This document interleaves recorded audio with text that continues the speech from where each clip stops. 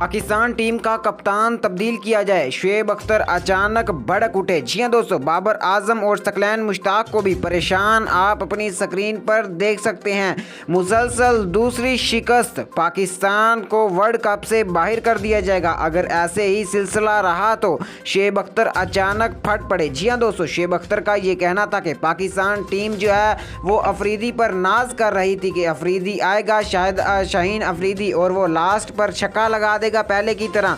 मगर लोगों को ये नहीं पता था, फैंस को ये पता नहीं था कि वो पहली गेंद खेल रहा है और पहली गेंद पे कभी भी कोई प्लेयर छक्के नहीं लगा सकता। जी हाँ दोस्तों, बाबर आजम ने खतरनाक कैच तो पकड़ लिया।